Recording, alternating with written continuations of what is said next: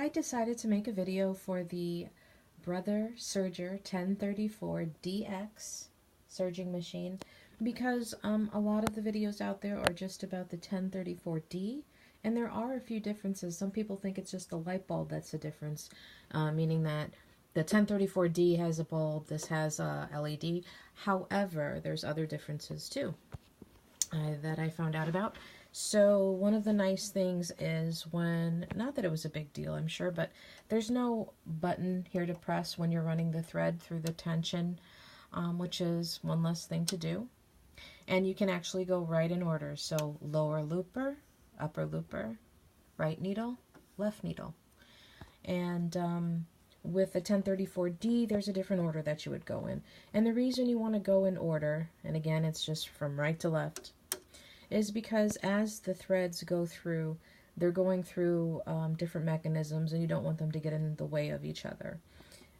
So here we have the catcher, which sergers cut as they thread, and I don't have the knife up right now.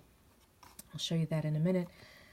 But this is the catcher that you can attach. Some people don't even bother with that. So see how that just slides out. I'm going to put that to the side. And your serger has 2 needles, but it's up to you whether you're using both. Right now I'm just using the right needle. I'm doing a 3-thread. You can see this is what your chain or tail will look like pretty much. It gives projects a really nice finished look because it's cutting and seaming at the same time. I'm still learning the different stitches, but right now I'm just going to focus on the differences. Another difference is this machine has the adjustments on the right side, whereas the 1034D had them on the left. It's something that I'm sure you would get used to, but it's nice that it's on the right side if you're right-handed. And again, there's no button up here to press as you're running the thread through, which you had to do on the old machine. So those seem to be the main differences. So we're just going to take this cover off so you can see what the inside looks like, and I'll talk about threading the machine. Keeping in mind, I love Brothers because they're always very user-friendly to me. This is color coordinated because it's going to show you how to run the threads through. And this door, you see there's a little arrow, so it tells you to slide it to the right. One of the things to keep in mind, though, is that it's spring. There's a spring in there, right? So you just want to hold it as you lower it. And there we go. So there's a nice compartment with room for accessories. I just have the extra needles in there right now that the machine came with. And there's that spring I was talking about. The knife. So the knife that cuts your material. It took me a few minutes to work this properly because I was afraid to break it. But how this works is, this is a latch that will bend upward. I'm going to show you this way. And you just want to be careful because this is the blade right here. You don't want to cut yourself. So this is the latch. And you really can, it takes a bit of not muscle, but you do have to give it a nice pull. See how that comes out? And it'll naturally slide upward as you do this. And you just let it go. Because sometimes you want to cut as you serge, and other times, depending on the stitch, you might not want to, because you might just be seaming the very end of the material and you don't want to cut anything off there. So I'm not using a knife now, so again I pull it out and see that there's a spring in there too. So just pull it out and then lower it until you can't, and let it fall into place. Now let's talk about threading it. 4 threads. Yeah, I let it sit in the box for a couple days, and then when I took it out, I let it sit on the table for a couple days, and I started reading through the great manual. You know, they all come with a nice manual, which is good, and I think you should read through it and try to learn the names of the different parts so you can really understand and get to know the machine. I'm still learning, so I'll have to reference the manual now and then. But let's go over what the different parts are. So, these are your tension knobs. And again, it's lower looper, upper looper, right needle, left needle. You're going to be making adjustments depending on what kind of stitch you're going after. Every machine can be different, so they do recommend that you keep track as you figure out not only how the stitches work, but on what types of material. And whatever project that you want to start, practice on the same material. You know, get that stitch right before you just try to serge away. It's definitely good advice. I did it. I made my first pair of pajama pants, and I'm very glad I messed around with tensions. As far as, so I mean, it's still on the same thing. So you can see my lower looper is at a 6, along with my upper looper. I was using both needles, and they were both at 4. This was at 4, I believe. And so those are the tension knobs. So for the lower looper thread, we're going to run it from the back to the front, through the hole, from the back, through the front, through this hook, down from the back, through the front, down the tension line.